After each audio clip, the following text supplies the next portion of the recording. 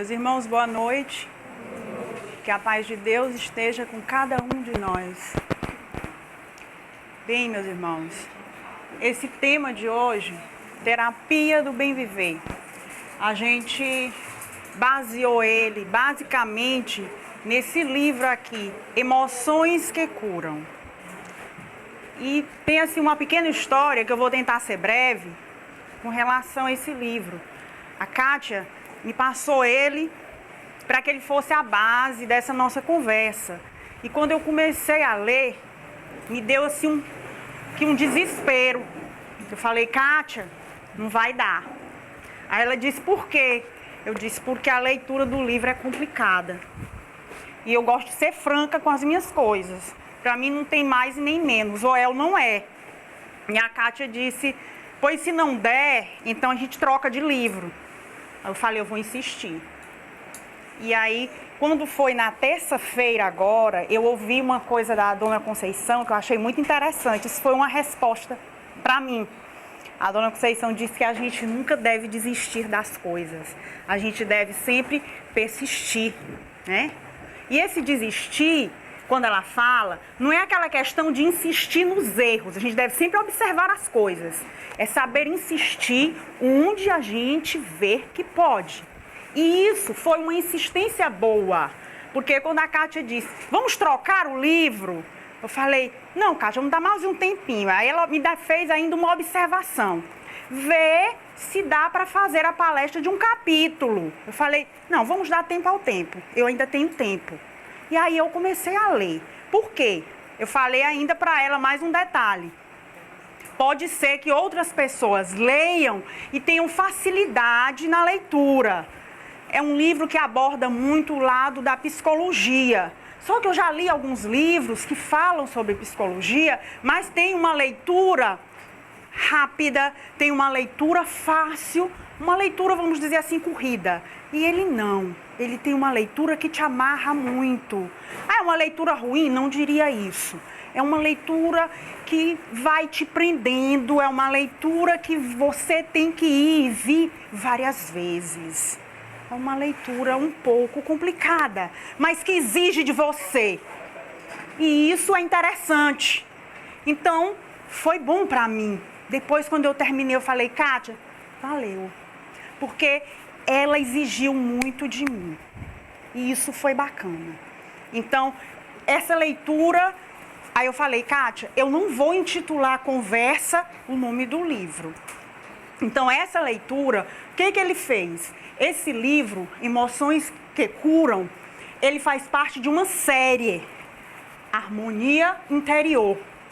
E esse livro, ele foi escrito, psicografado pelo médium Vanderlei Oliveira e psicografado, passado a mensagem pelo espírito Hermance Dufaus. Me perdoe, que é francês, né?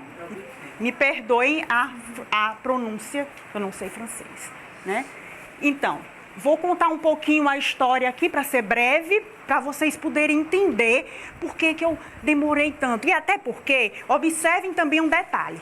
E com certeza isso deve ser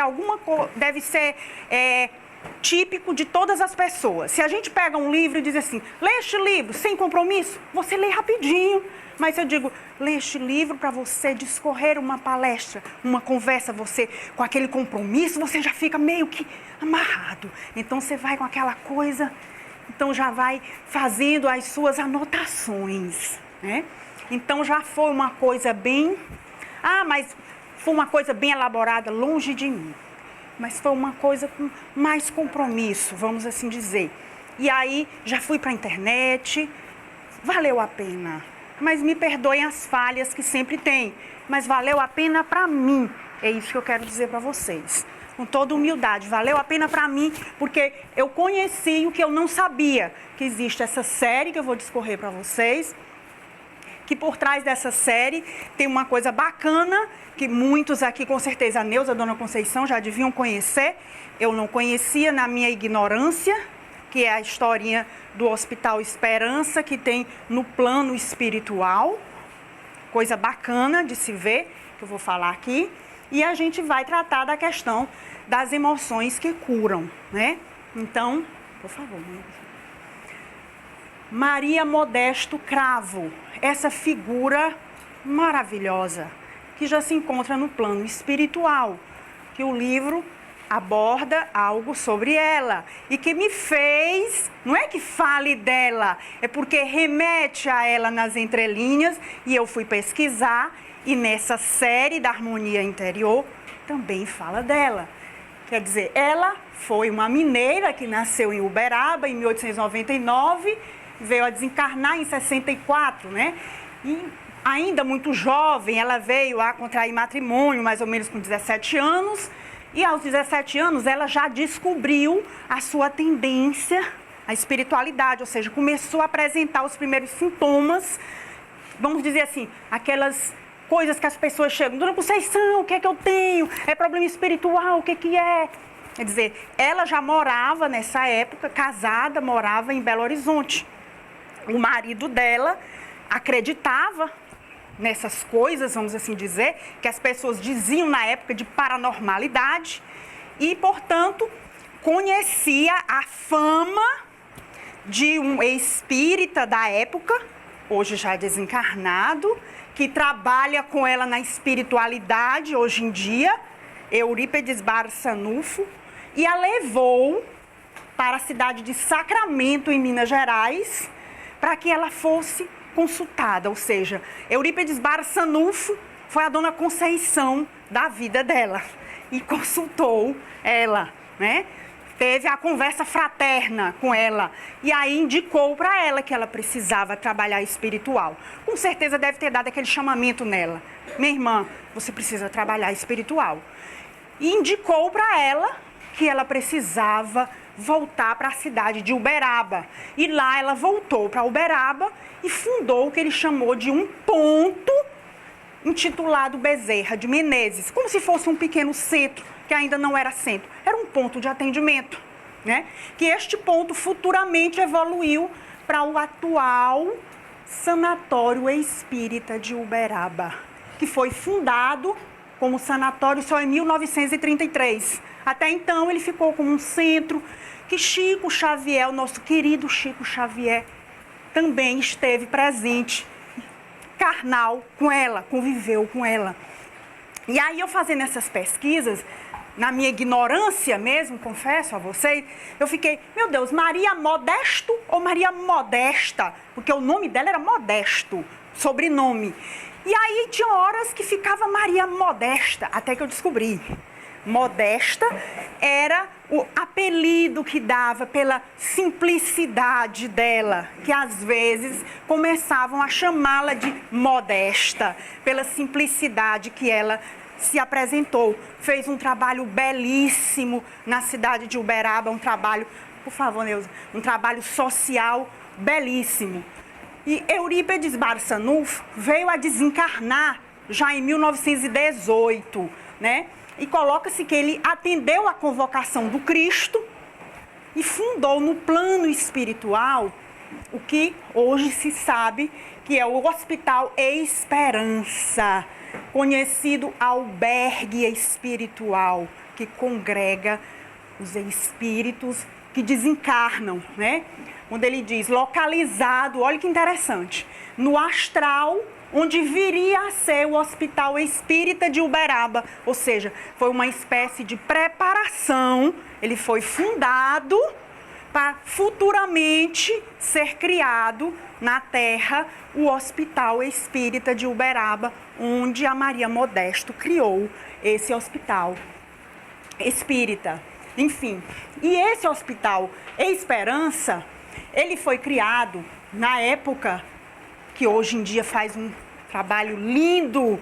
Quem tiver a curiosidade, vale a pena, coloque no Google Hospital Espírita Esperança e veja as coisas lindas que aparecem lá.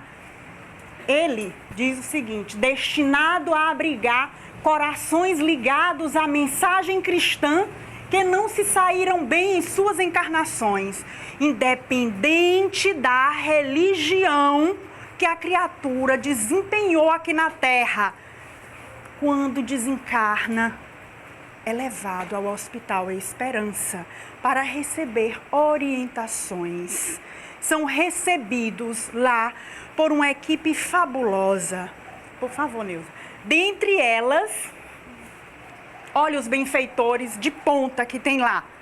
Bezerra de Menezes, Eurípides Barçanufo, essa criatura que tratou lá a Maria Modesto, própria Maria Modesto, e o irmão Ferreira. Quem é esse irmão Ferreira? Conhecido Lampião do Cangaço. Olha que interessante. A gente pode dizer, o Lampião, aquele cangaceiro, ele sim.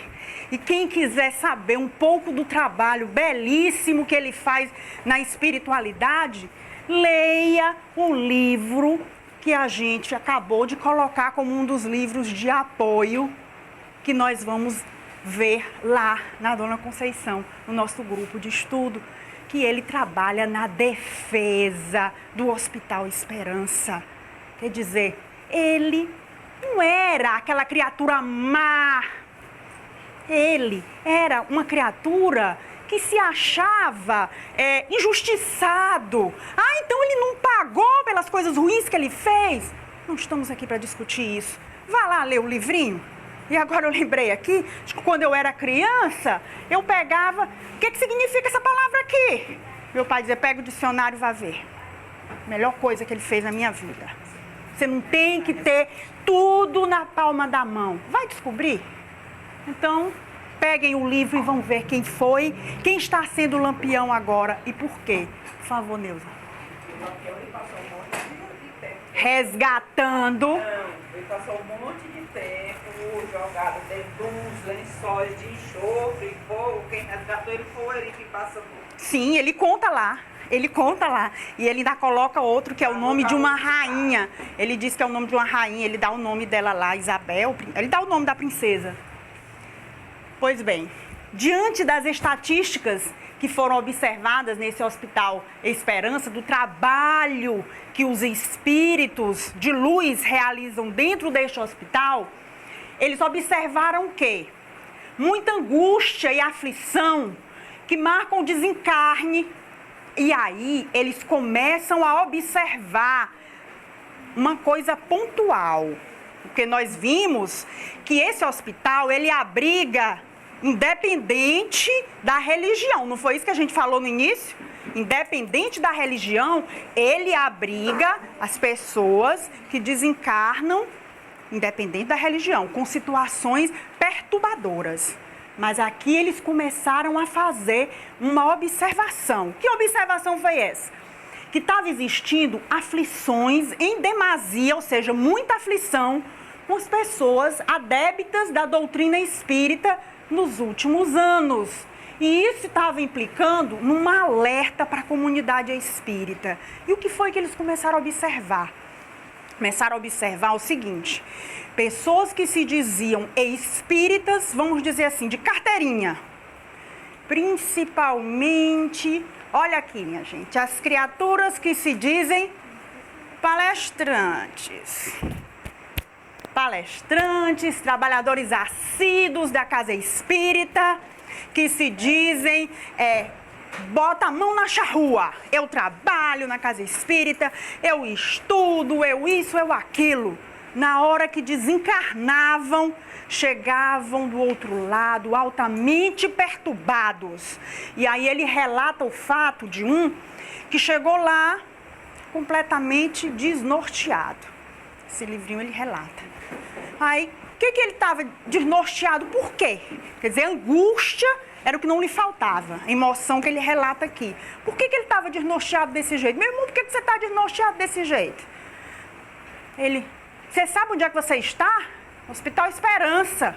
Aí ele, cadê o Eurípides Barçanufo? Porque ele já tinha lido demais. Então ele queria saber do Eurípides Barçanufo. Aí eles começaram a sorrir. Tipo assim, cadê o Bezerra?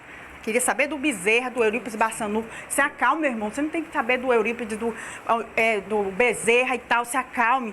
E aí colocaram ali para ele dormir um remedinho e tal. E começaram a conversar com os outros ali do lado, explicando. Você tá vendo como é que é? Por que ele tá assim?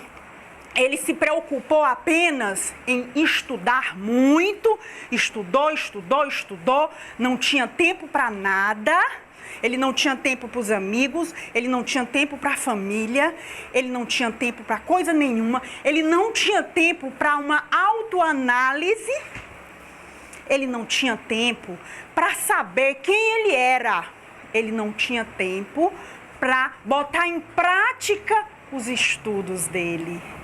Ele não tinha tempo para viver o que ele ensinava. Então, o que o livro quis dizer?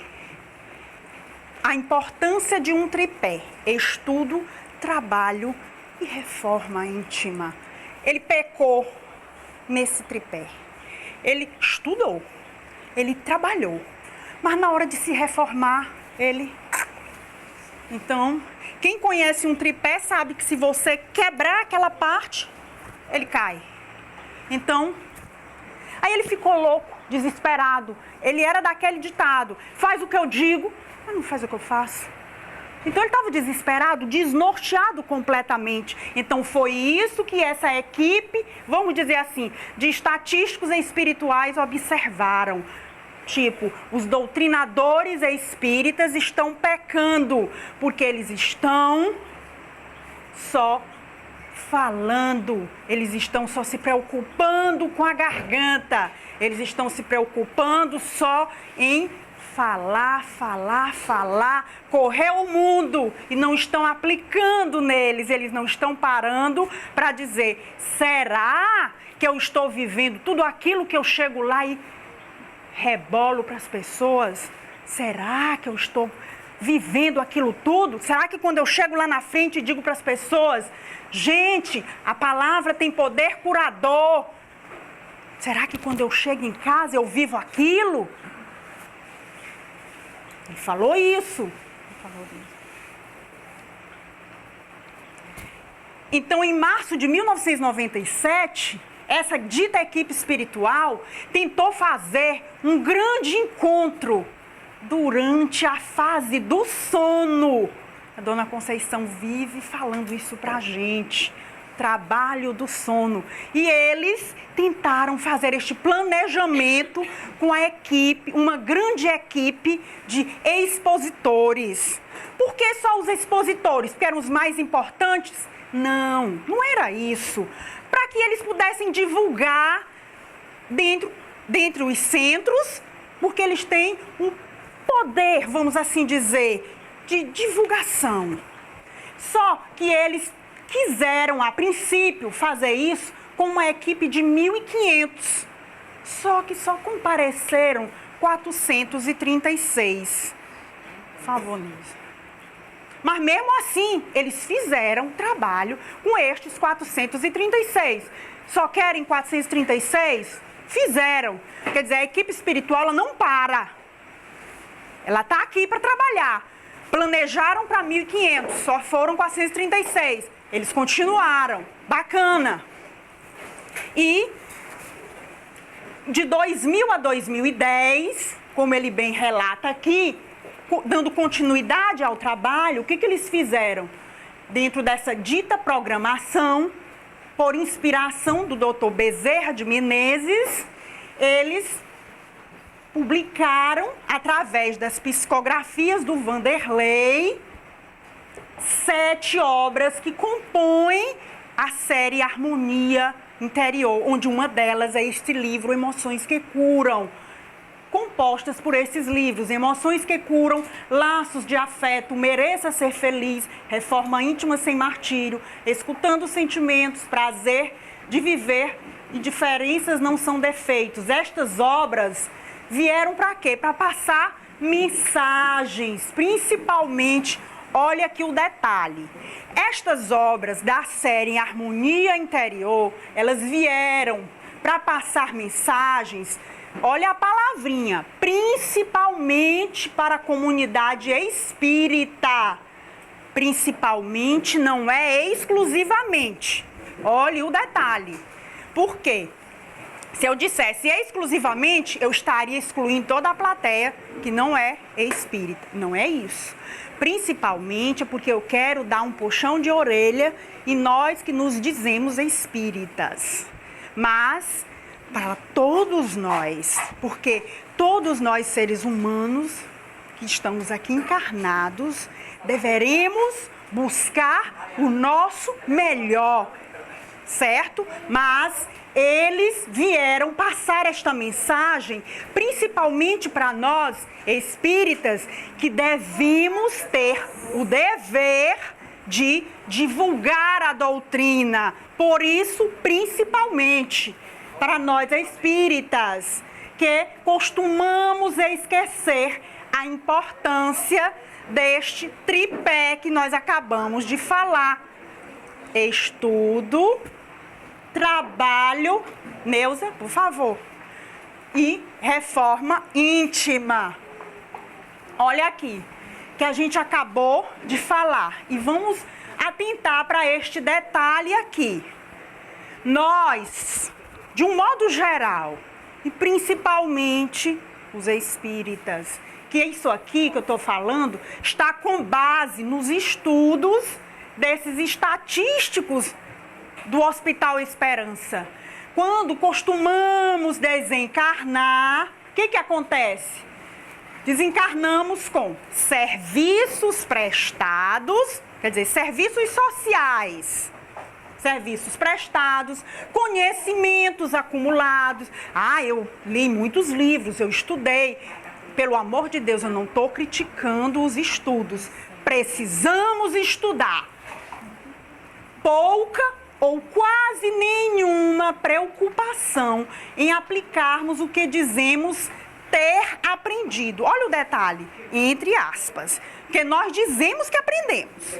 Ter aprendido em nossa própria existência. Ou seja, desencarnamos sem mudanças positivas. Por que a gente faz questão de botar mudanças positivas? Porque a gente tem a mania de mudar para pior. Porque a mudança ela pode ser positiva ou negativa.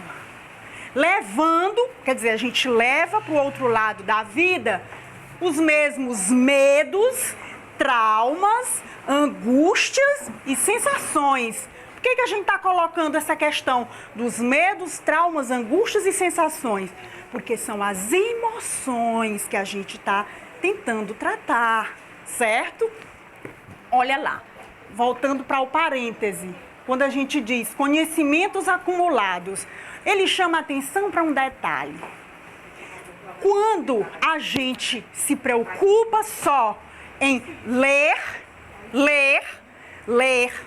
e não observar o que a gente está lendo, a gente precisa observar se aquela leitura que a gente está fazendo está gerando uma transformação na gente.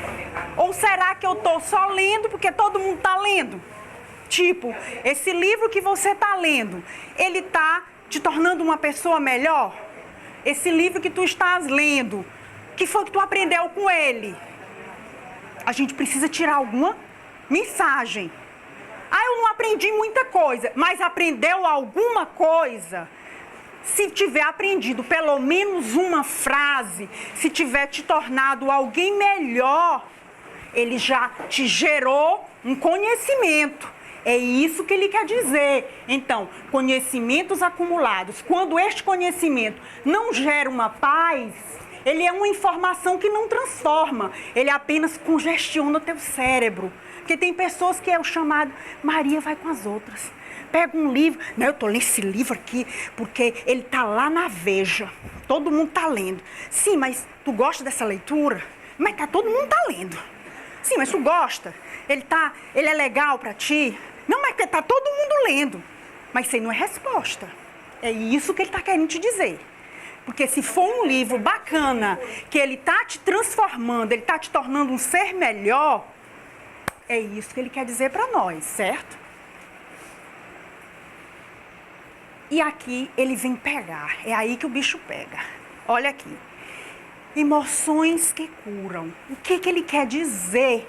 O que ele quer falar? As nossas emoções que a gente sente, minha gente, elas podem ou nos curar ou nos levar para o buraco.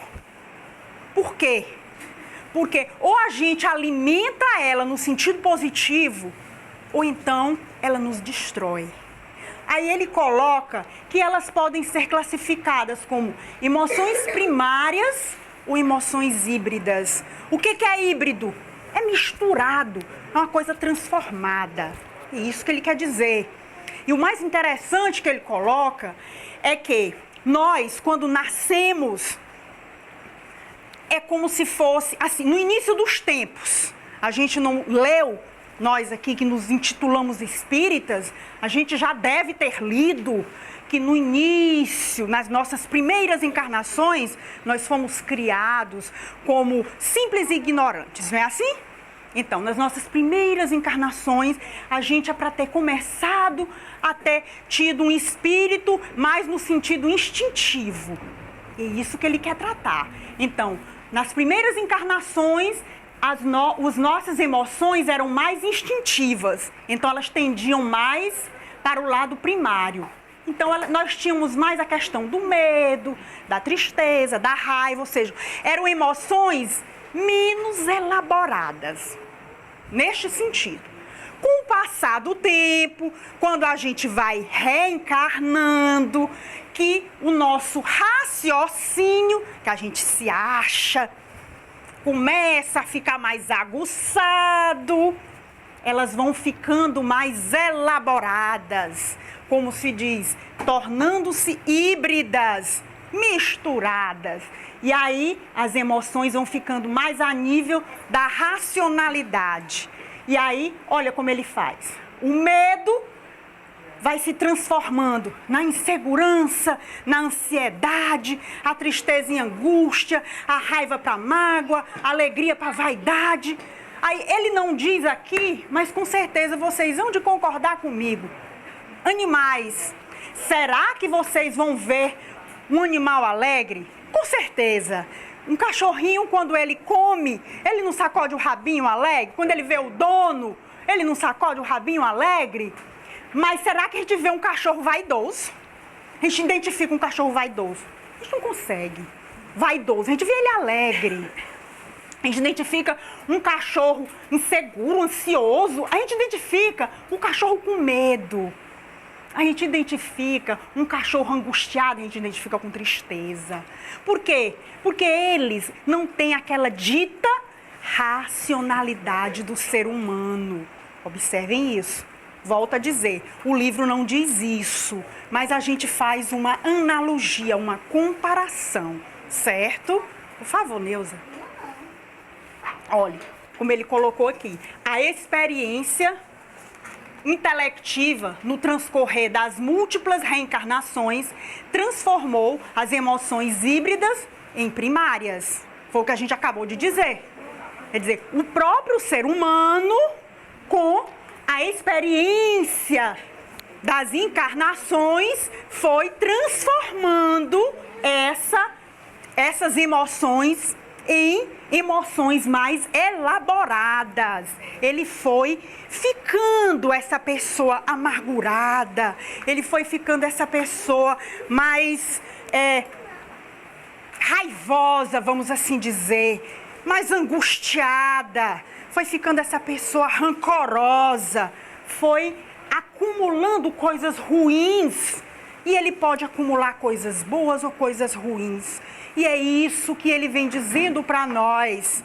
As emoções podem nos curar, desde que a gente aprenda a nos conhecer. Vamos aprender a nos conhecer para eliminar, para controlar estas emoções híbridas. A gente precisa aprender a dar um freio nestas emoções híbridas. Vamos frear elas? Vamos dizer, não quero isso, eu não quero ser vaidoso, eu não quero acumular essa quantidade de coisas ruins, essa coluna da direita, eu não quero. E essa da esquerda, eu só quero coisas boas, eu não quero tristeza, porque o nosso livre-arbítrio sabe o que são coisas boas. Por que eu quero coisas ruins? Então, as emoções têm positivas e negativas, elas podem nos curar, se eu der um freio no que é ruim, se eu buscar me autoconhecer. O que é o autoconhecimento? Conhecer a si mesmo. Então, por que nós demos o título de terapia do bem viver? O que é uma terapia? Quem já ouviu falar na palavra terapia? Fulano foi fazer uma terapia. Foi para o psicólogo. Quer dizer, terapia é você buscar tratar a si mesmo, não é assim? Aí você vai buscar o tratamento com outra pessoa, que ela vai te ajudar. E aqui nós estamos falando que esse tratamento é um autotratamento. Tratar a si mesmo, como se fosse uma autoterapia. Nós mesmos fazendo a nossa terapia, buscando fazer a nossa terapia. Do bem viver, para nós vivermos bem. Para a gente viver bem só aqui na Terra? Não, porque a nossa vida aqui é só uma pequena parcela. Se a gente fizer bem a nossa parte aqui, é um degrau para quando a gente chegar lá. Porque se a gente fizer o negócio ruim aqui, quando a gente chegar lá, a gente está desesperado. E é por isso que a equipe bacana do Hospital Esperança está preocupado com a gente. Lançou esses livros para a gente ler, para nos alertar e dizendo, pessoal, por favor, estuda. Reflete em cima dos estudos, para ver se os estudos vocês estão aprendendo mesmo, se vocês estão botando em prática. Trabalha, estuda, trabalha, te transforma, reflete. Vê se tu está sendo uma pessoa melhor, porque a gente costuma refletir. Observem se eu estou falando alguma inverdade. A gente costuma fazer várias reflexões, mas em cima da vida alheia. Somos altamente reflexivos, em cima da vida do vizinho. A gente reflete demais que o outro faz isso, que o outro faz aquilo, isso e aquilo outro. Mas na nossa, pouca coisa a gente faz. E aqui a gente pega como exemplo, grande função terapêutica do medo. O medo é uma das emoções primárias que nós colocamos na tabelinha. Apenas uma. Então, grande função terapêutica do medo. Essa função terapêutica é apenas do medo? Não. De todas as emoções. A gente pegou o medo apenas como exemplo. Qual é essa função terapêutica? Quer dizer, uma função para curar. Alertar para o que nós estamos precisando rever dentro de nós. Então, se eu estou com medo de alguma coisa, vamos ver por que eu estou com medo. É um sinal de alerta. É a luz vermelha que está acendendo. Quem tem um carrinho lá que acende a luz do freio, a pessoa já fica alerta. Então, a pessoa fica alerta e vai ver alguma coisa se ele tem algum tipo de conhecimento. Se é alguém que só sabe tacar o pé no carro e sair, ele não está nem aí. Mas se a pessoa tem todo um cuidado com o carro, sabe que se a luz do freio acender é um sinal de alerta, ele já está ligado na coisa. Então, que nós procuremos nos conhecer. E é isso que esse livrinho fala. Procura te conhecer primeiro. O teu autoconhecimento. Não adianta nada você querer ser doutor em apontar o dedo para o outro. E aquela velha frase, tu apontas um para aquele e tem os outros todos na tua direção. Então, procura te conhecer. Se tu não procurar te conhecer, tu não está fazendo nada. Todas as emoções, elas funcionam como uma bússola, uma medida. E nós devemos saber interpretar, estávamos acabando de dizer, como a questão do carro, para, portanto, nós darmos um novo direcionamento na nossa vida. Neuza. Olha aqui, cabe a nós, seres humanos, ditos racionais. Por que eu estou colocando ditos racionais? Porque a gente tem a mania de dizer, nós somos racionais, os animais é que são irracionais. E às vezes eu me questiono sobre essa irracionalidade dos animais. Me questiono muito, então por isso que eu coloco. Cabe a nós, seres humanos, ditos racionais, educarmos o que eu acabei de falar alguns instantes atrás. Nós temos que educar, frear as nossas emoções híbridas. Frear também aquelas primárias que são ruins, como o medo, a raiva. Temos que frear tudo que é negativo, mas principalmente as híbridas, porque elas nos levam à loucura, vaidade, tudo que é aquela coisa que... o egoísmo, aquelas coisas ruins. Então a gente precisa frear, através do quê? Ele, se vocês tiverem a oportunidade de ler, vai valer a pena. Ele vai sempre dizer, minha gente, por que eu coloquei em caixa alta, em letras garrafais? A gente precisa aceitar a nossa realidade. Aceite a sua realidade, encare a sua realidade de frente e acredite. Olha que ele coloca, alegria não é ausência de dor, jamais. Dizer que a alegria é ausência de dor. Não é. É um sintoma claro de que o portador da alegria aprendeu a driblar a dor e a ter paciência com as imperfeições. Então, quem anda sorrindo não quer dizer que ele não tem problemas. Ele aprendeu a driblar as dificuldades. Isso que ele quer dizer. Ele está querendo dizer isso para nós. São pessoas... eu tenho que andar 24 horas do dia sorrindo? Não, e também às vezes a gente chega a ser débil mental. Não é isso que a gente está querendo dizer. Não é isso, minha gente. Pelo amor de Deus. Não queiramos exagerar. Mas também pessoas azedas que parecem que estão chupando limão toda hora. É demais. Não é assim. A gente precisa aprender a conviver com as dificuldades. É isso que esse livro quer nos dizer. Ele quer nos passar esta mensagem. As emoções precisam ser controladas, porque senão nós vamos ser eternamente doentes da alma e do corpo. Porque tudo começa no espírito e quando não é tratado, ele passa para o corpo.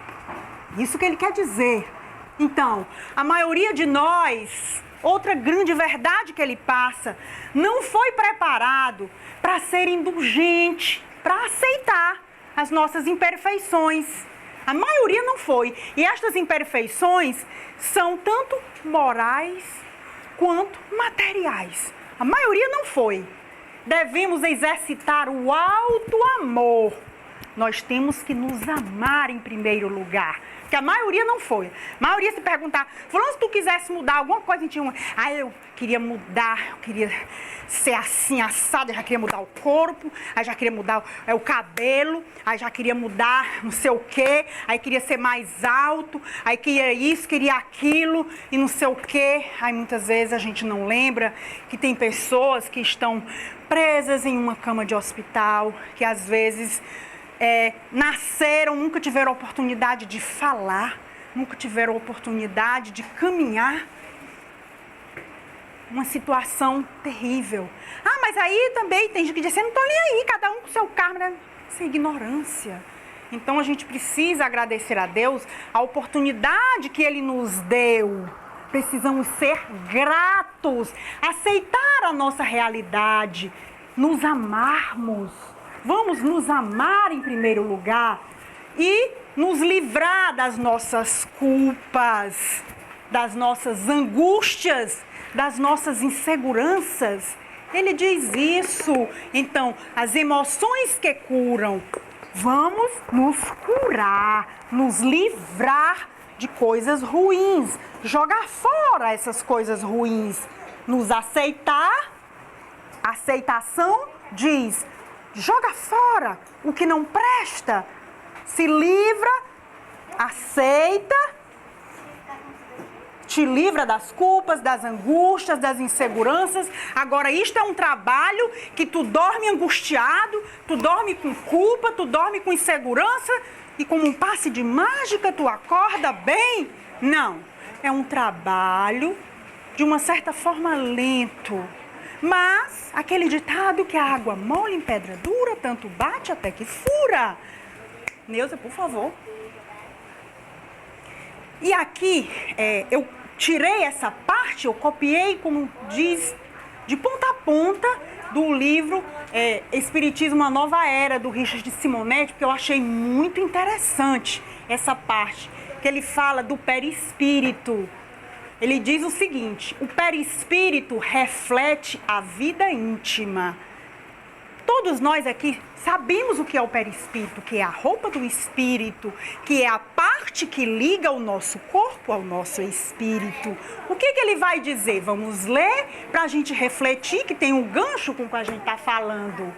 Ele diz o seguinte: consciência tranquila, grifa, deveres cumpridos, virtude cultivada, perispírito saudável. O que ele quer dizer? Que quem tem uma consciência tranquila tem um perispírito saudável. Aquela pessoa que tem a consciência tranquila tem um perispírito saudável. Quem tem uma consciência culpada vai ter um perispírito comprometido. Quer dizer, aquela pessoa irresponsável, que está envolvido com vício, pensamento desajustado. As consequências das nossas ações gravam-se no nosso corpo etéreo, no nosso perispírito. Cada gesto, cada má palavra, cada pensamento negativo, refletindo-se em nossos estados emocionais, a gerar variados problemas físicos. E dá um exemplo: o maledicente, aquela pessoa que só fala mal do outro, vai experimentar em vidas futuras limitações no exercício da palavra. O que ele vai ter? Distúrbios vocais, dificuldade de raciocínio. Quer dizer, quem muito fala mal da vida do outro, em outras vidas, ele vai ser uma pessoa com problemas mentais, dificuldades de fala, enfim, vai refletir no perispírito dele. Por isso, se quisermos cultivar a saúde, sustentar a harmonia, é preciso que observemos a preciosa orientação do apóstolo Paulo. Tudo que é verdadeiro, tudo que é honesto, tudo que é justo, tudo que é puro, tudo que é amável, tudo que é de boa fama, se alguma virtude há, esse algum louvor existe, seja isso que ocupe o vosso pensamento.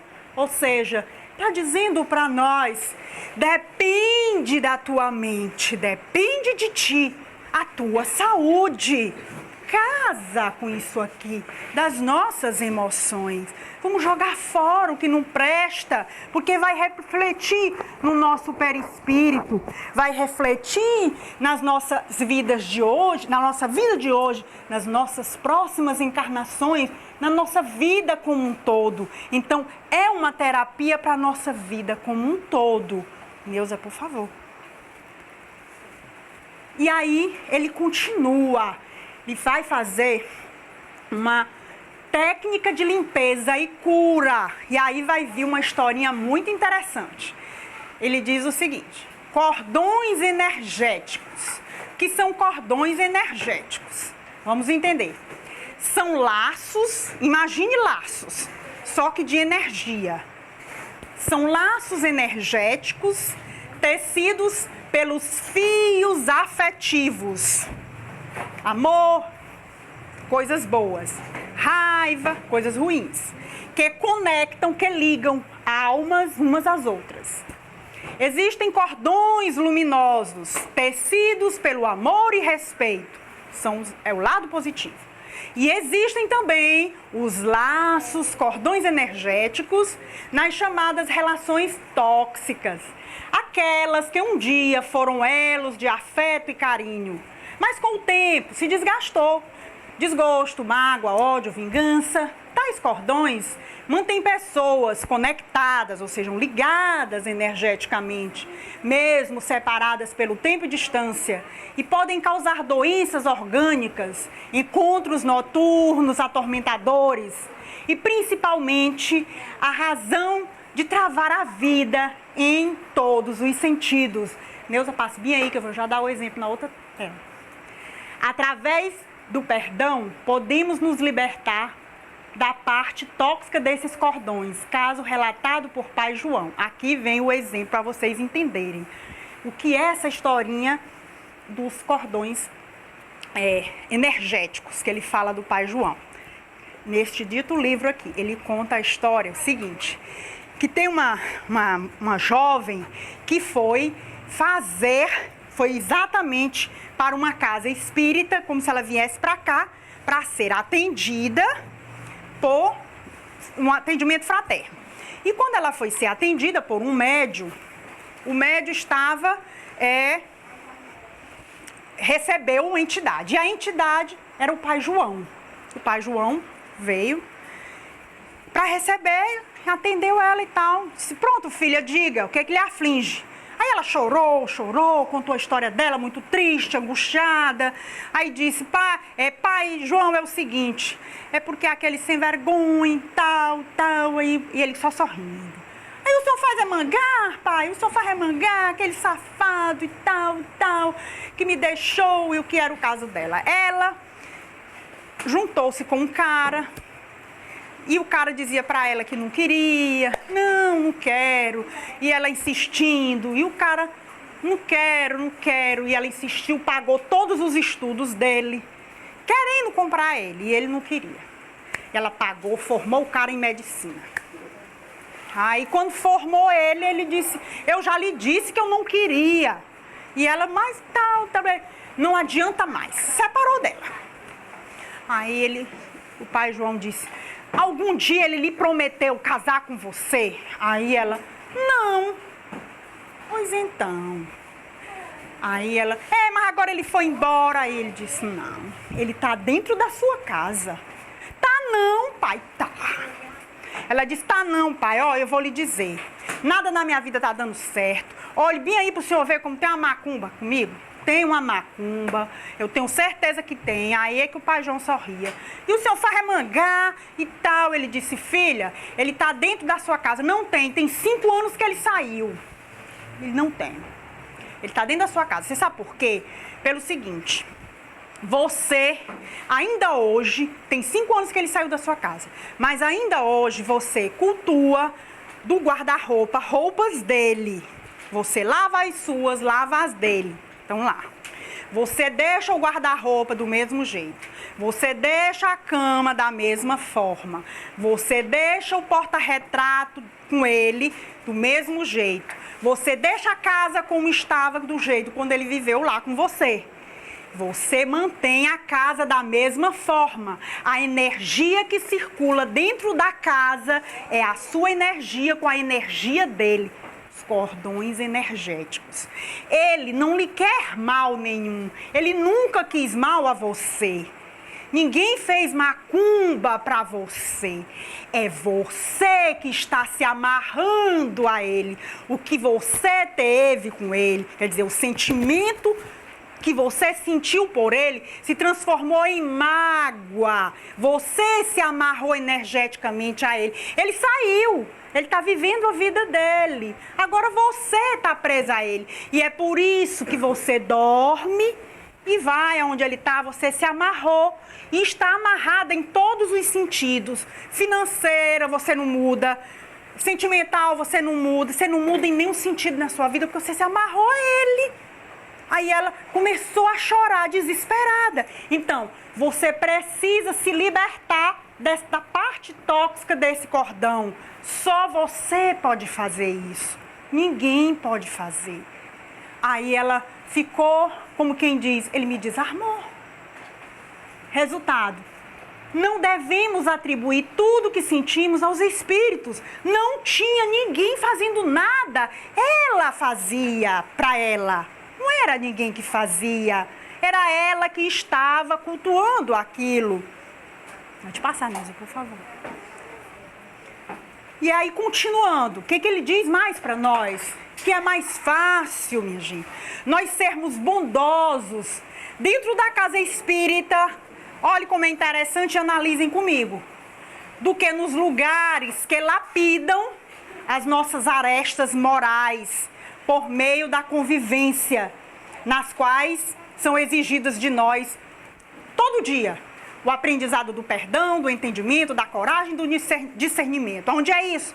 No trabalho, em casa. É mais fácil a gente ser bom aqui, porque a gente não está toda hora.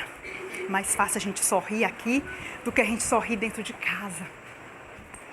É muito mais fácil. Então, a gente precisa exercer a bondade, a gente precisa botar em prática o evangelho em todo lugar. É isso que ele quer dizer. Pode passar mesmo. Tarefas espíritas não substituem o aprendizado da superação de nossos impulsos reeducativos no lar, na via pública, na escola, na empresa e em quaisquer ambientes sociais. Isso que a gente acabou de dizer. Está dizendo que não é para a gente ser bom nos locais de oração, nas casas espíritas, nas igrejas? Não é isso.